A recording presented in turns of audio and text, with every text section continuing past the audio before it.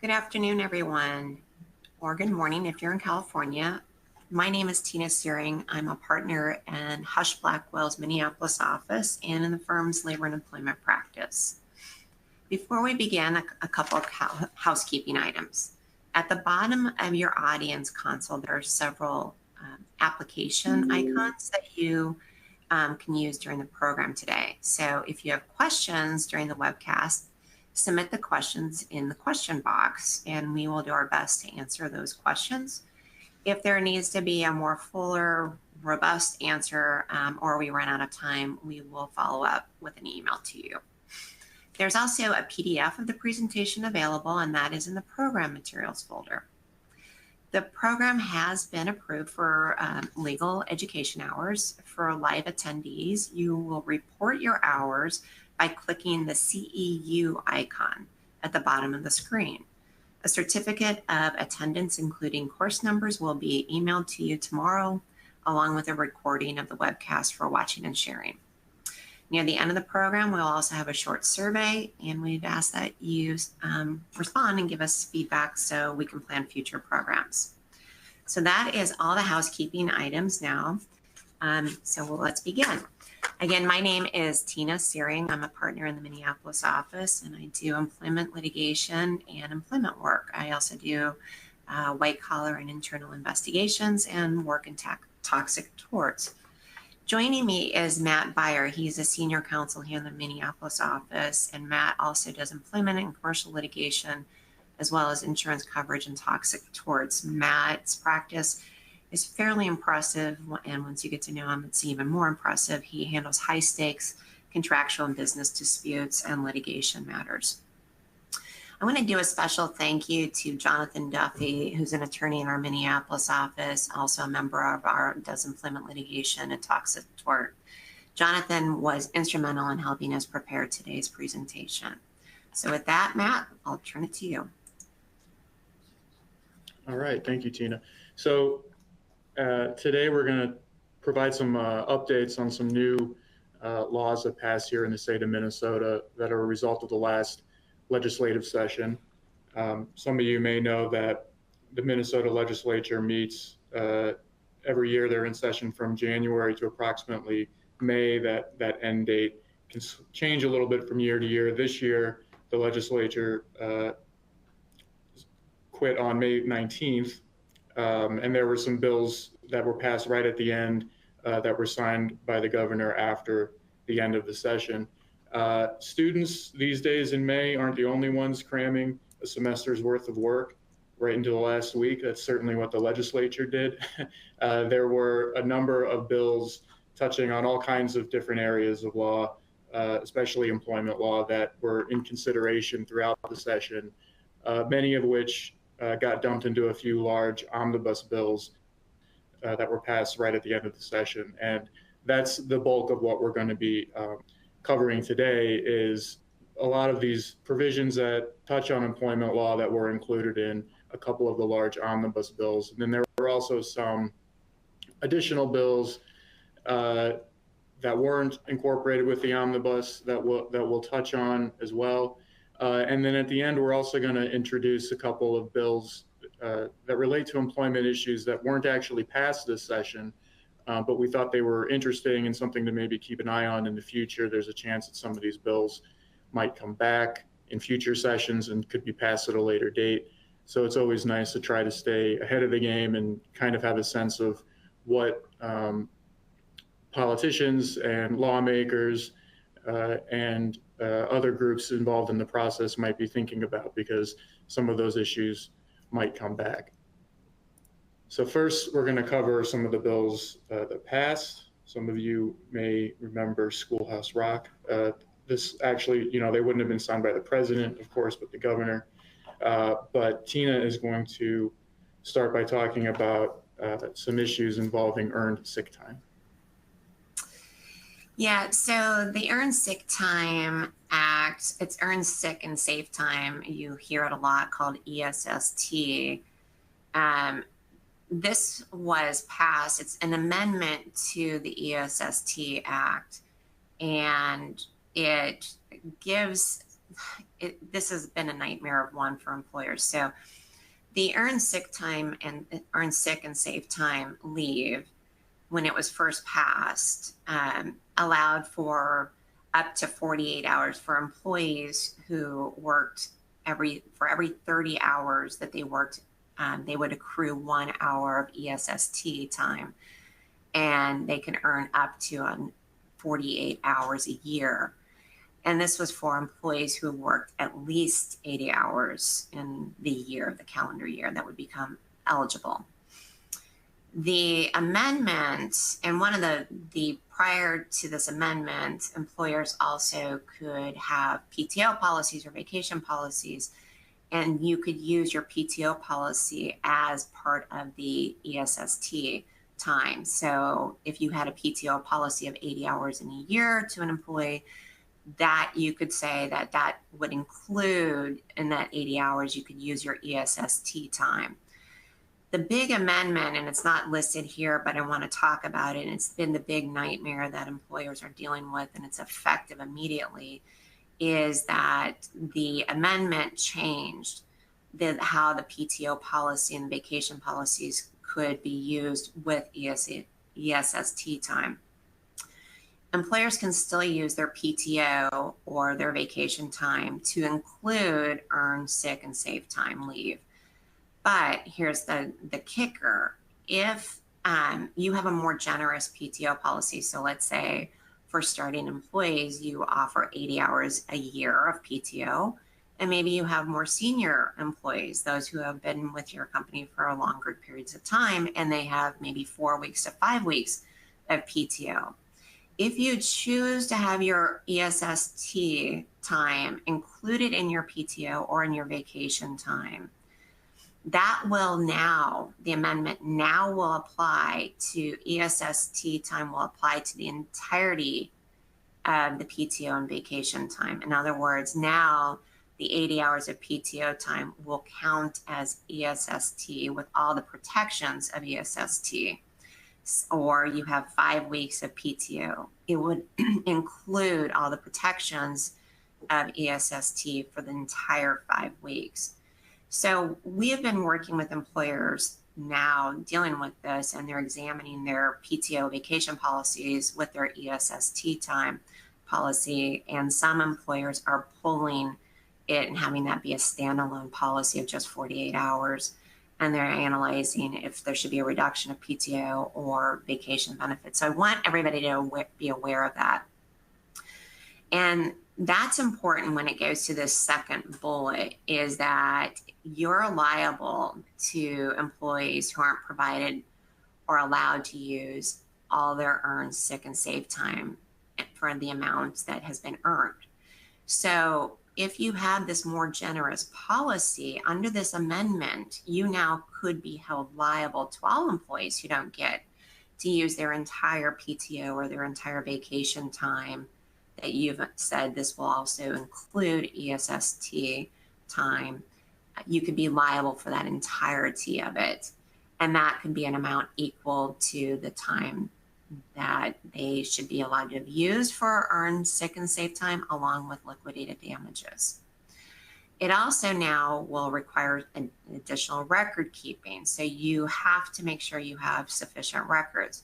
So that's why we're seeing employers now just saying, wait a second, we're not going to keep using our PTO and our vacation as part of the earned sick and safe time. We're going to have 2 standalone policies because of the penalties that are now in place. So I want everybody to be aware of that. The other thing is that now also for earned and sick safe time, the amendment now extends to bereavement leave or time where someone needs to go for a funeral or to deal with arrangements after a passing of a loved one who's considered to be a family member. So that's the big change there on that earned sick and safe time. The other amendment is dealing with the misclassification of employees. Matt, why don't you go ahead and talk about that? Sure, thank you, Tina. So yes, another important section in this omnibus tax bill that was passed at the end of the session addresses misclassification of employees, not just in the construction industry, although there is substantial changes to laws regarding the construction industry specifically. But this is part of, I think, a broader crackdown that's been happening both at the national and state level with regard to employers who are potentially misclassifying certain employees as independent contractors to potentially get around some of the different provisions that apply to employees that may not apply to independent contractors.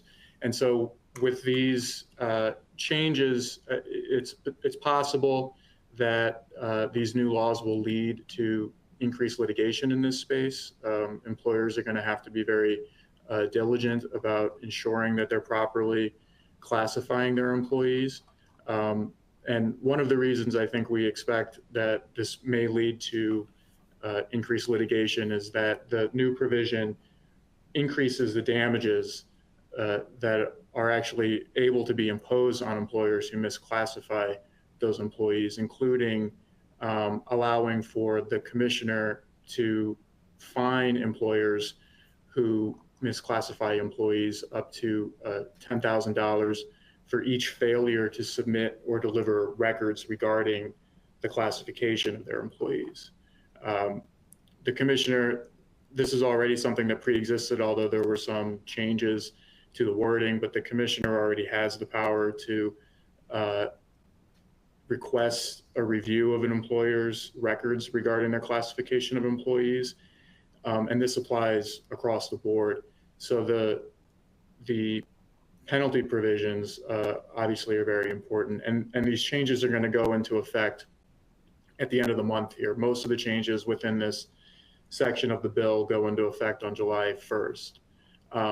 As I said, though, there are more substantial changes, excuse me, to the misclassification of employees in the construction industry, including a pretty comprehensive definition for independent contractor within the construction industry that sets forth a number of different factors that will determine whether or not someone can be properly classified as an independent contractor or an employee.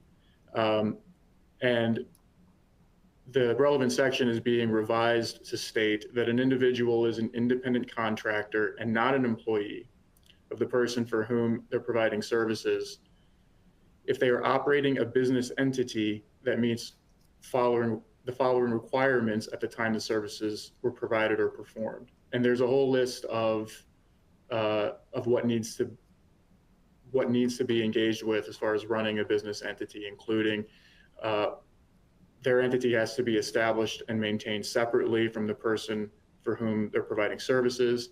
They have to own, rent, or lease their own equipment or materials or office space. They have to hold a federal employer identification number or a Minnesota tax identification number, or else would have had to have received and retained 1099 forms. The definition of independent contractor, I should say, is going to be delayed a little bit in terms of when it will take effect. The bulk of the section addressing the construction industry and independent contractors will take effect on July 1st of this year. The amendments to the subdivision that are defining the independent contractor are effective for building, construction, or improvement services provided or performed on or after March 1st of 2025. So that is something to keep in mind. There's a little bit of a delay in those certain instances. But if you're practicing or working in the construction industry, I would advise taking a closer look at the bill because there's the new laws addressing the construction industry are more expansive than employment in general. And another thing I want to point out with regard to this section of the omnibus tax bill is the establishment by the state of an intergovernmental misclassification enforcement and education partnership. Basically, the state is trying to make sure that the different administrative services within the government are able to talk to each other about this issue, which I think highlights the importance that they're placing on it. They want to make sure that the state is being proactive in terms of identifying instances where they feel employees are misclassifying, employers, excuse me, are misclassifying their employees. So this is really something that they're paying close attention to, and it's something that everybody listening today should be aware of. And Tina, I believe I will pass it back to you to discuss paid leave. Yeah, to go back though to Matt's, the misclassification and that partnership, what the state of Minnesota is doing is similar to what the U.S. Department of Labor did when they created that partnership, where you were having communications between the EEOC and OSHA and the IRS on any misclassification. So I think what we saw at the federal level a few years ago, we're now going to be seeing at the state level in Minnesota, and there's going to be more communications and dialogue. So as you're responding to a charge of discrimination, or you're dealing with any type of payroll issues, just be aware that those departments can be communicating with the Department of Labor for Minnesota, the state agencies. And so the misclassification could get flagged through one of those avenues. I'm not surprised by that, but I just wanted to flag that for you. Going on to the paid leave. So this is another amendment. In 2023, it was passed where it was employers are required to pay up to 12 weeks of partial wage replacement, and that would go into effect January 1, 2026. And so there was an amendment though, and this is an amendment that's taking place on who's eligible for paid leave effective immediately. So even though it's not going to start taking place until January 1, 2026, a few things, it's now allowing for the paid leave to care for the child of a domestic partner. Before it was, you had to be the parent of the child, but now it's for the domestic partner. It also revises what a typical work week versus what we had normally seen in terms of how you define a work week. It's now taking the average number of hours worked per week within the last 2 quarters, which is different prior to the effective date of the application. It's also increased the payroll tax from, I think it was 0.7% in 2023. It will increase to 0.88%. And then the other part of it is it's creating a comprehensive appeals process that will go effective in November of 2025. And that appeals process is when there's a denial of paid leave benefits. The employee can go and appeal the denial of the appeals benefits to the commissioner. And that would be handled at the state agency level through the appeals process. Matt? Thank you, Tina. There's another pretty large section of this omnibus tax bill we've been discussing that addresses changes to minimum requirements for health plans. And while this may not necessarily directly impact an employer's liability, obviously many employees get their health insurance through their employers. And so some of the changes to the health plan requirements under these new laws are definitely going to have an impact on employees.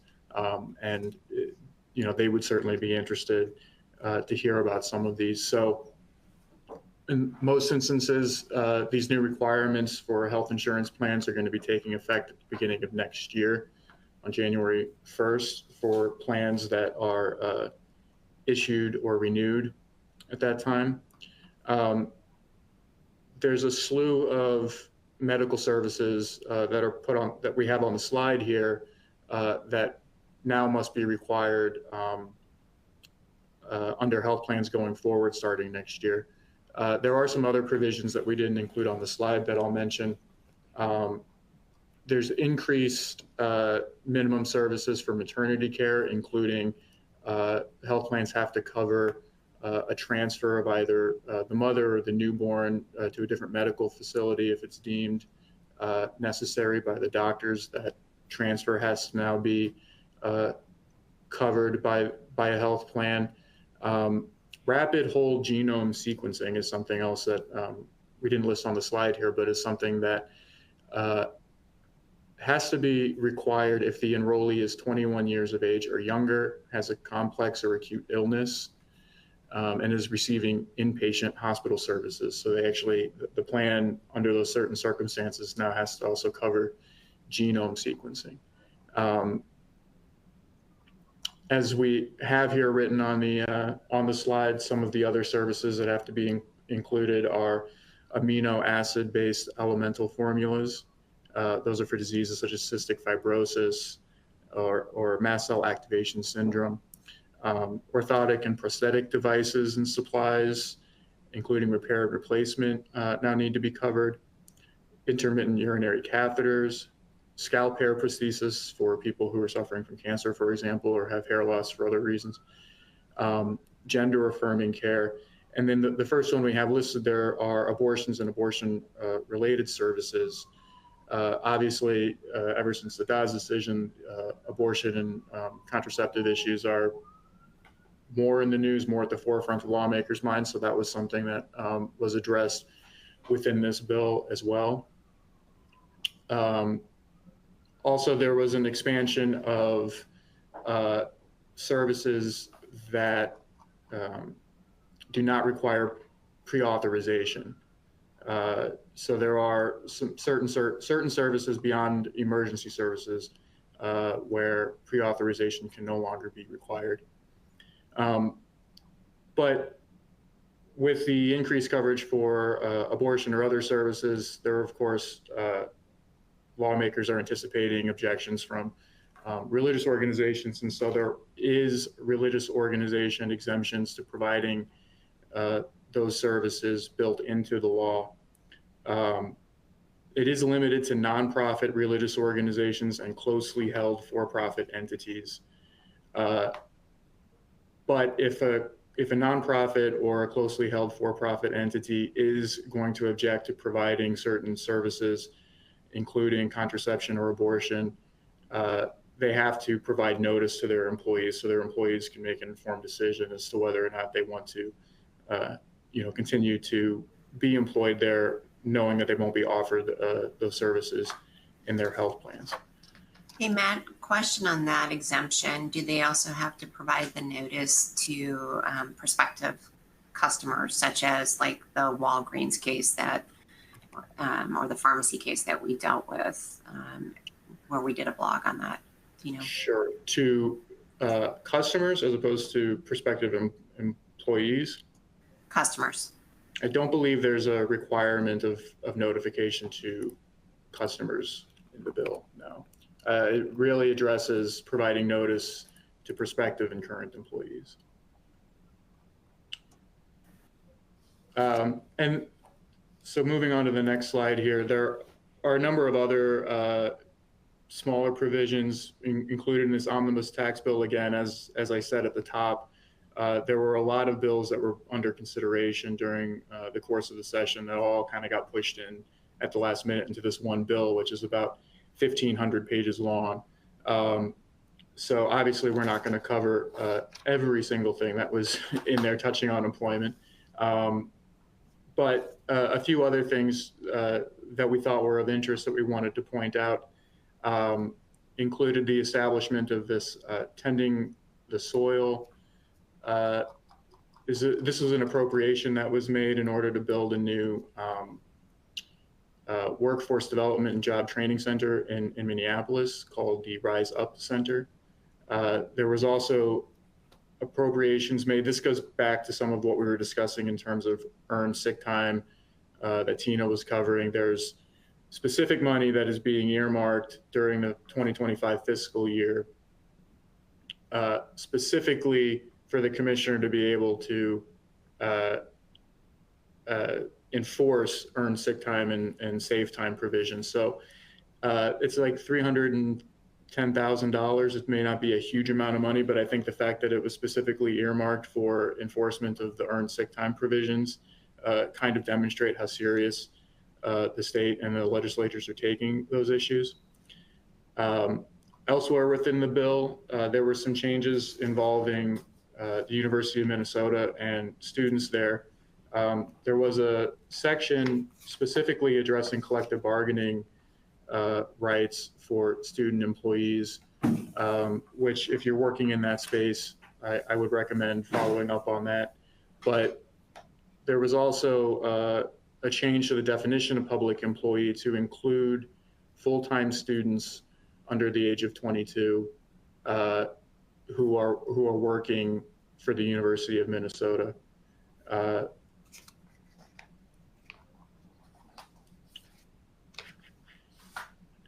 There were also improvements to wage theft protections for employees of contractors and project sponsors who receive financial assistance from the Minnesota Housing Finance Agency.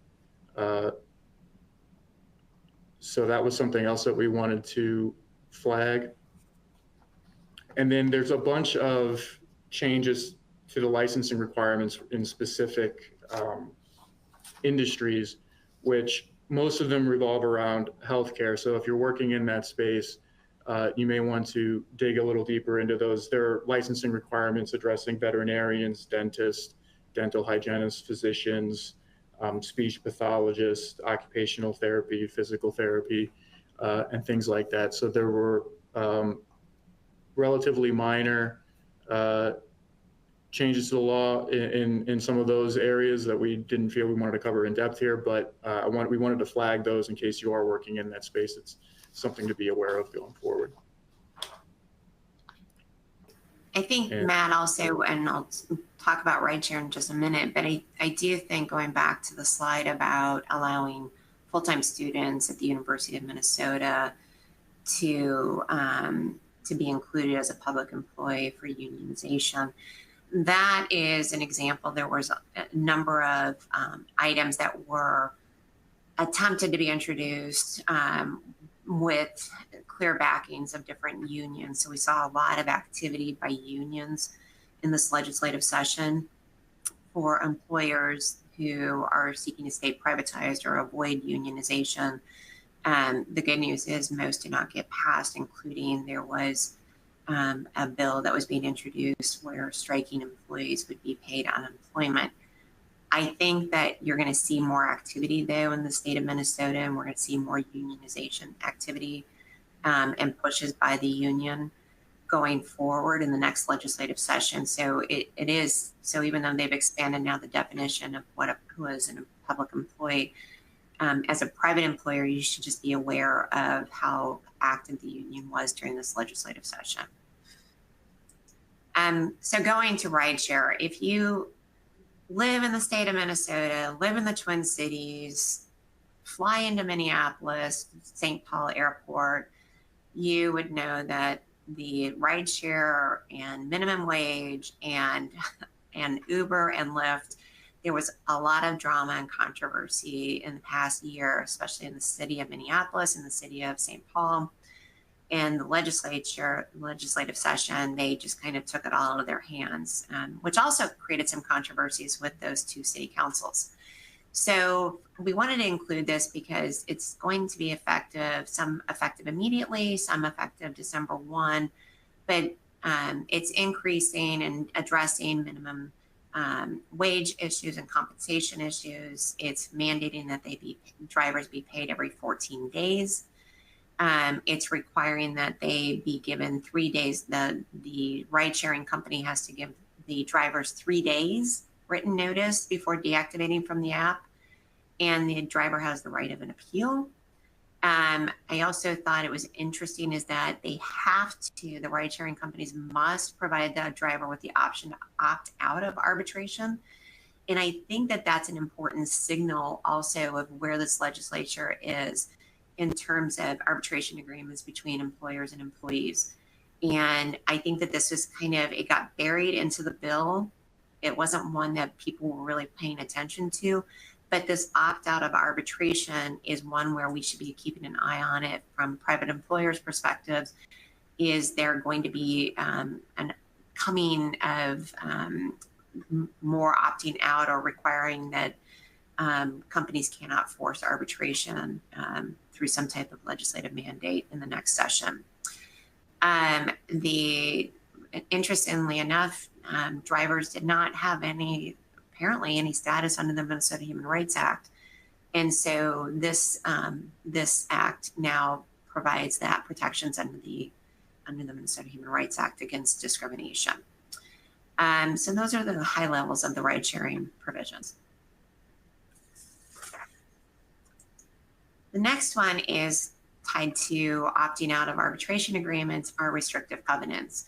So the last legislative session, the state of Minnesota took a really aggressive stance and made non-competes void, with the exception of certain minimal exceptions. And those all were tied to the sale of a business. So that was in 2023, January 1, 2023, non-competes became void. Well, effective July 1, 2024, non-solicitation agreements will become void for temp agencies and staffing agencies. So a service provider who is placing an employee or a contingent worker or a temporary employee in with a company can no longer prohibit that customer from hiring that individual directly or indirectly, or trying to solicit them to hire them. If you have ever used any temp agencies in the past for your staffing needs, you know that those are standard boilerplate provisions. So effective July 1, 2024, those will be void. Going forward, there is no retroactive application. So for non-solicits with your temp agencies and those agreements that were in existence prior to July 1, 2024, those still remain valid. But anything after July 1, 2024, those are no longer valid. So recommendation for you as an employer who is not a temp agency or a staffing agency, I would suggest that you relook at those agreements and consider entering into new master service agreements or agreements with those temp agencies, so that you can get around the non-solicitation restrictions that would be maybe in effect under one of your existing agreements. The only exception is if it's for a temporary employee who is providing business consulting for computer software development or related services. So those individuals are still protected from the temp agency, staffing agency's perspective of you cannot solicit them directly or indirectly to hire them instead of all the other employees.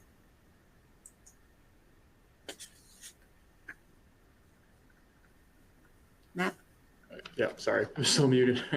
All right, so one of the other, we had spent most of the session here talking about an omnibus tax bill that was passed. There was also an omnibus labor and industry policy bill that was passed towards the end of the session. And as you can imagine, that also included some laws that touch on employment law and labor law, obviously. One of them, one of the more important ones, addresses the minimum wage in the state of Minnesota. It doesn't change a lot in terms of the framework, but it is significant because the changes to the law really eliminate most of the differences that previously existed between the applicable minimum wage for, quote, large employers and the applicable minimum wage for, quote, small employers. So the changes, or the difference rather, between the large employer and small employer minimum wage has mostly been dealt away with. For reference, a large employer is an enterprise whose gross volume of sales or business done is more than $500,000. A small employer is less than $500,000. And previously there had been a gap between the applicable minimum wages. The new law, in most cases, does away with that gap. And the other important aspect of this law is that it raises the amount by which the wage is allowed to increase year over year with inflation. So obviously inflation has been a big issue in the news as of late, especially post-COVID. I think it may be starting to come down a bit, but the legislature is recognizing that wages are probably not keeping up with inflation in most cases. And so the cap on the year-to-year increase of 2.5% has been doubled to 5%. That increase on the cap is taking effect in August of this year, pretty quick. So the commissioner will be able to increase up to 5% starting this year. But in general, the homogenization of the minimum wage between large and small employers won't be taking effect until January of 2025. So that is being delayed a bit. Oh, and just on that last slide. So there was a proposal in a previous bill that we found that would have eliminated a less than minimum wage for certain disabled workers. And that was actually not included in the bill, addressing the minimum wage within the labor and policy omnibus. And the separate bill that was addressing the sub-minimum wage issue did not pass independently. It is something to keep an eye on. The argument, I believe, is if certain people with medical conditions who right now may be paid less than minimum wage had to have those wages raised, there's an argument that those jobs might disappear. There's, on the other side of it, obviously, is the argument that why should people who have certain medical conditions not be entitled to the full minimum wage? I suspect that this issue could be raised again, and we'll keep an eye on whether or not it gets addressed in the next session. But it was interesting that it was passed, but not incorporated within this minimum wage provision in the labor and industry bill. So we wanted to point that out. I also think it's interesting, and for those employers in the service industry dealing with tips and gratuities, that was one where we were always dealing with that from Department of Labor audits and reviews, and eliminating that as counting towards the minimum wage. It's one where it's a blessing and a curse, because we recognize that that does create an additional cost for employers, but it also is eliminating the numerous mistakes that I've seen employers make in the service industry of how they're counting tips and gratuities towards the minimum wage. So that is something to keep in mind. And speaking of gratuities, there were other, again, some minor changes, I would say, affecting employment law within the labor and industry omnibus bill that we wanted to point out. As Tina was talking about gratuities, there's clarification in the new law that gratuities have to be paid within the next scheduled pay period. This applies to credit card charge gratuities. So people in the service industry who get tipped via credit card authorizations, those tips have to be paid out by the next scheduled pay period. They can't be held or delayed back. A relatively big provision of this law, I think, is that employers have to start disclosing salary ranges in job postings starting next year. This is something that some other states have already passed. When you're looking for new hires, you have to disclose a range, at least, of what the starting salary for that position is expected when you're advertising for candidates for those new positions. And that, again, is going to start in January. This isn't on the slide, but there was a slight change to the law addressing pregnancy discrimination to clarify that someone who's out on maternity leave has to be entitled to the benefits of their group insurance policy while they're on leave, as if they weren't taking the leave at all. So that was something that was clarified within this law. Something a little more minor, perhaps, but to the extent that you are subjecting employees to drug testing, there's the ability now to for an employer to request an oral fluid test, which is just a spit test for drug testing. That was something that was added in this session. And then kind of in the occupational safety and health realm for those working in the healthcare industry, healthcare employers are required to implement policies to prevent exposure to surgical smoke that employees may be exposed to in hospital settings. So those are some smaller issues that were addressed within the bill that we wanted to point out as well. I'll turn it over to Tina to talk about some changes to the Minnesota Human Rights Act. So the Minnesota Human Rights Act, the amendments to that will become effective August 1 of this year. And I think a couple of things, the big things, the definition of who is considered to be a disabled person, or the definition of disability, has been expanded, and it's been expanded significantly to include an impairment that's episodic or in remission and would materially limit a major life activity. So if you have someone who is in remission from cancer and is fully functioning from what you understand, or maybe you're not aware that they're in remission, they would fall within the definition of a disabled person, because the remission, or someone who has an episodic impairment, but it's not a constant impairment or disability, as long as it materially limits a major life activity during the time of the episode or the without remission, they are deemed to be disabled. The definition of discriminate is also been expanded to include harassment for any basis, not just on the basis of sex, which is surprising to me. It's taken this long for that to finally get expanded, but it now includes harassment in any form. Familial status is one where that has also been expanded, and it includes someone who is residing with or caring for an individual who lacks the ability to meet the essential requirements for physical health, safety, or self-care. So that's a fairly large definition of residing with and caring for someone. So it doesn't need to be somebody who you're directly related to. So normally what we had been hearing are biological family members or adopted family members, but this is now extended to someone you're residing with and caring for in this expanded definition.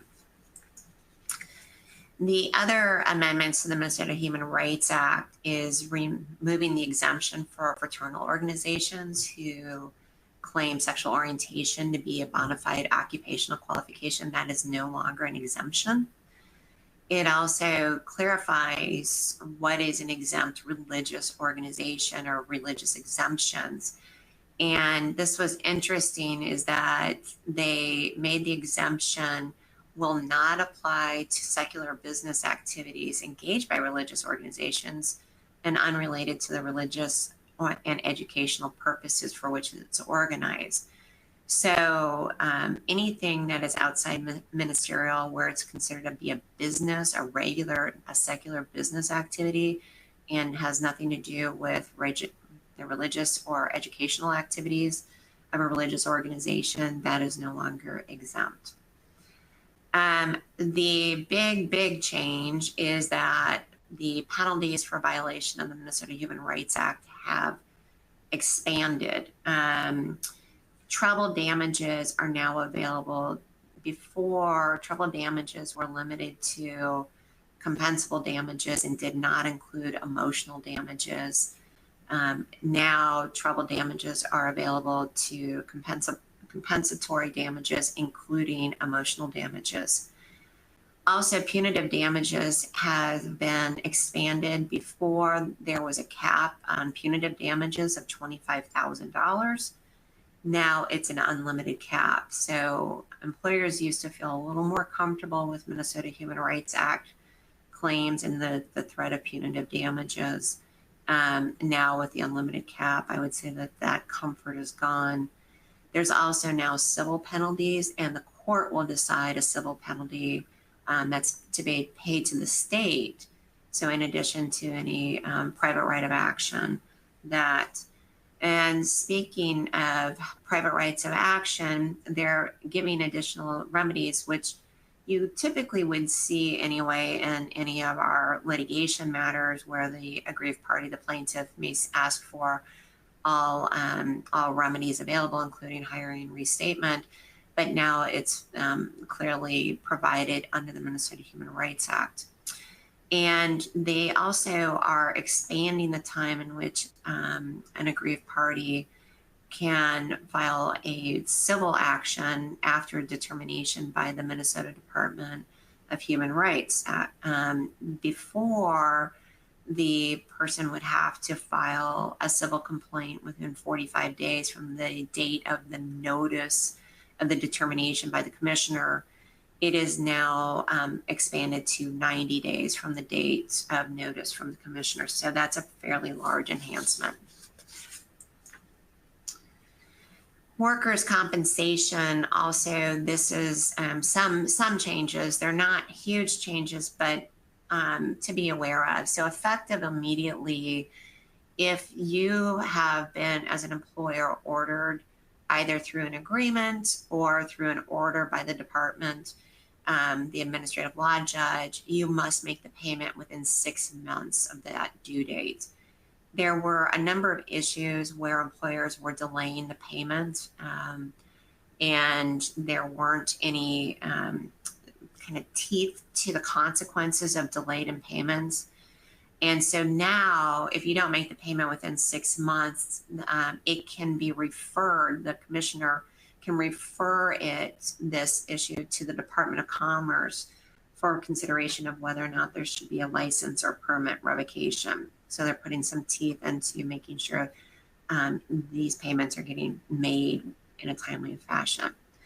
Also, if you, effective August 1, if you've accepted, or your carrier has accepted liability of a claim and has agreed to a rehabilitation plan, you cannot discontinue that payment until its notice has been filed with the commissioner and served on the qualified rehabilitation consultant, the employee, and counsel.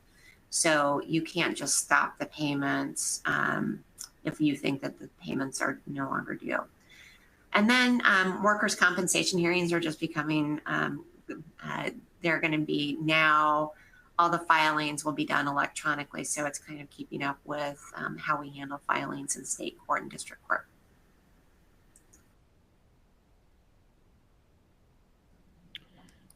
Thanks, Tina. Just to piggyback on the workers' comp provisions, the provisions that Tina covered were the big ones I think that most people need to be concerned about. If you're working specifically in the workers' comp space, there are some other minor things that were addressed.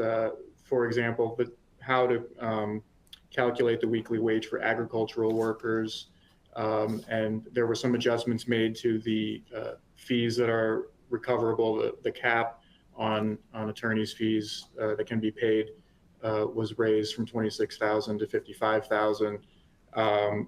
So there were a couple of other minor things that I just wanted to point out in case you are working in workers' comp, that you might want to take a look at the provisions in that law.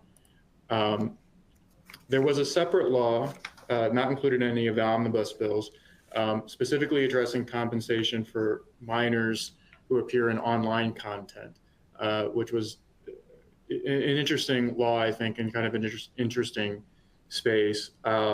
This is not going to take effect until July of 2025.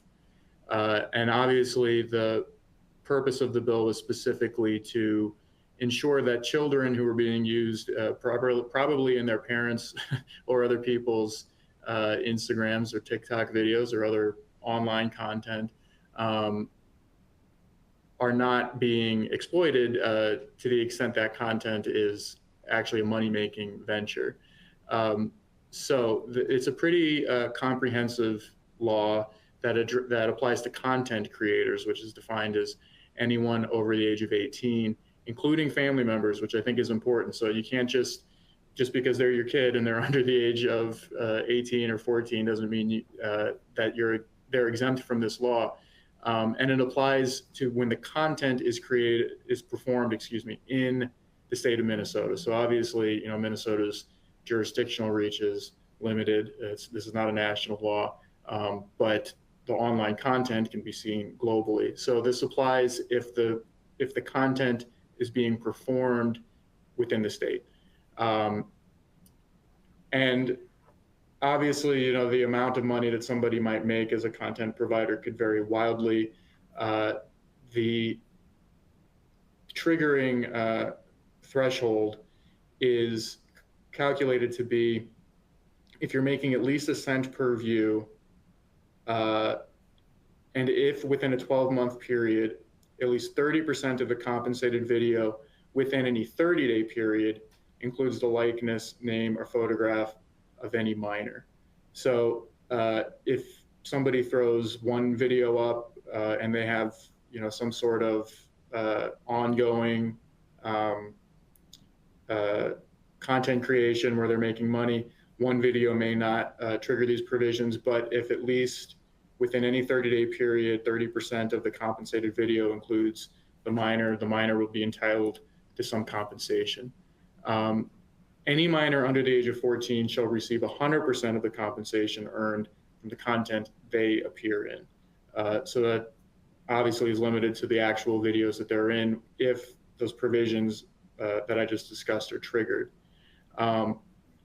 Minors are not prohibited from making their own content. Obviously, teenagers, you know, have access to phones and upload videos and may find themselves being compensated for it, and they're certainly allowed to do that. It also does not apply if you are making a video out in public where it would be expected that you might be caught on video if you're in public. So if you go out and you make a video at a sports event or something like that, and there are minors in the background, that does not count towards this law. There's a requirement for content creators to retain records and to keep the compensation in a trust. And the penalties, I think, are important here for this.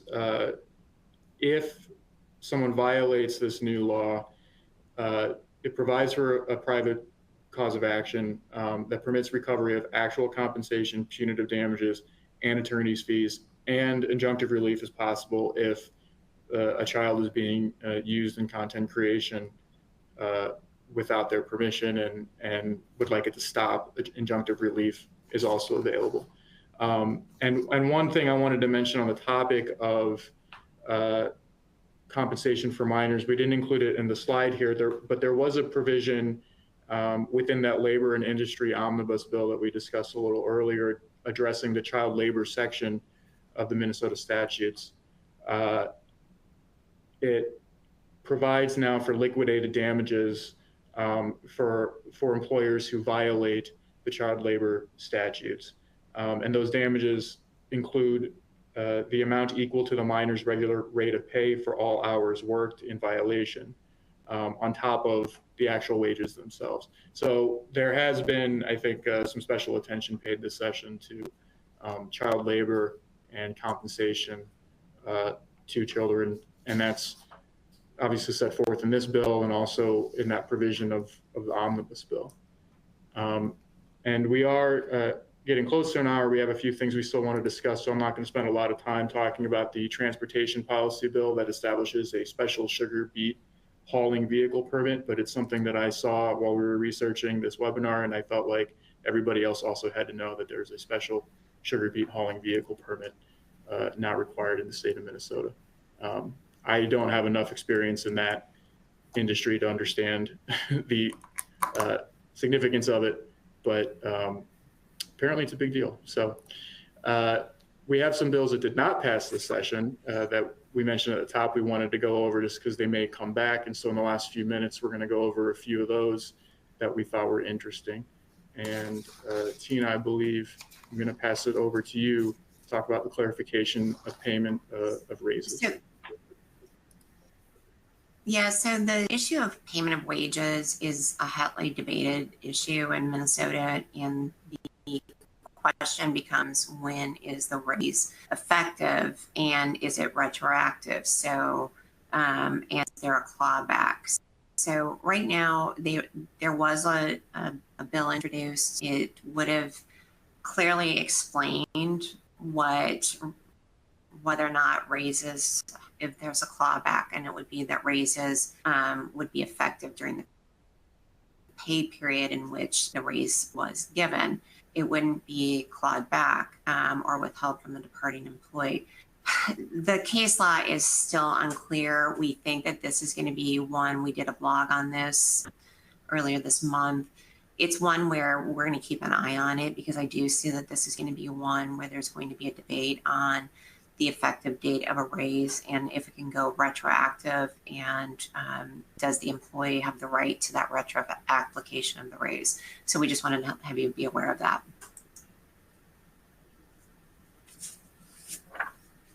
That was introduced but not passed would have it was called the Worker Opportunity Act, and it essentially would have provided for unemployment insurance benefits to persons who are undocumented or whose immigration status is in flux. So the eligibility for these benefits would not have been dependent on a person's immigration status. This bill did not pass, although, again, this is something that we think could be re-examined or reintroduced in the future. The proposal would have provided $300 a week in benefits up to 13 weeks, and it would not have been funded in its initial form, at least, by any additional unemployment insurance taxes or payments by employers. It would have been funded out of the state's general fund. Although this bill didn't really make it past the introduction, if it does come back, it would be worth keeping an eye on how a plan like this might be funded if it is implemented in the future. And then obviously, I think, the availability of potential unemployment benefits to seasonal or other undocumented workers would obviously, I think, be a big deal in the state. So we'll keep an eye on that and see if it comes back in future sessions. And another bill that was introduced but didn't pass, but we wanted to have you guys be aware of this, is that there was a lot of debate on overtime compensation.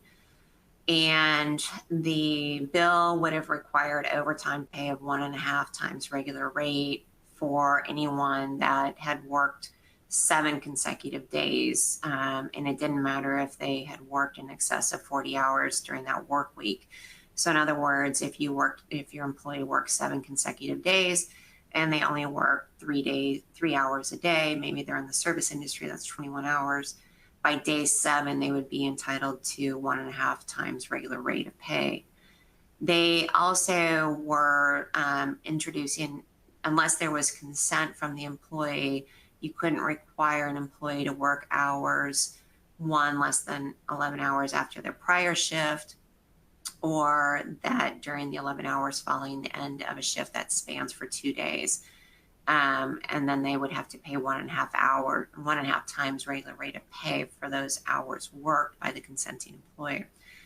This is just following a trend that it's Minnesota following the California trend, where Section 552 in California had the kind of 1 day of rest after 6 days of work.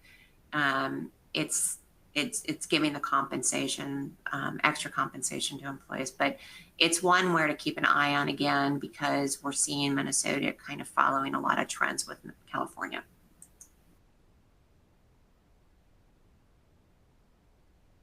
And the last bill here in our last minute or two that we wanted to address was another bill that was focused on app-based delivery company drivers. So much like the session spent a lot of time negotiating terms for rideshare companies, and we discussed that earlier, that was passed. There was a bill introduced that would have provided primarily for benefit accounts to be made available to delivery drivers, so people who are delivering food or other things, as opposed to merely providing rideshare services.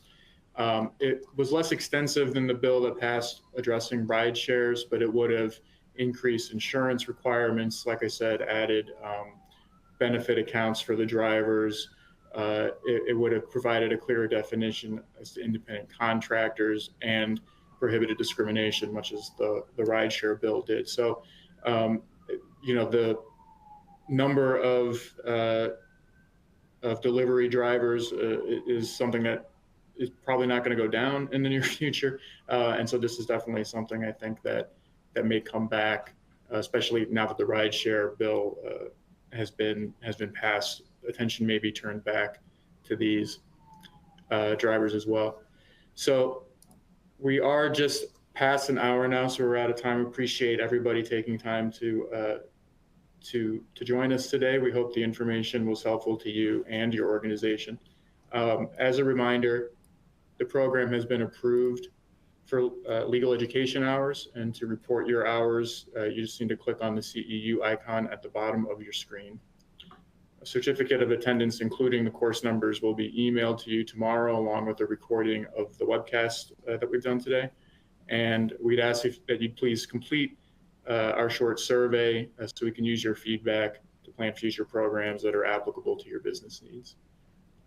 And since it's past an hour, we will call it there. Thank you again for your time. Thank you, everyone.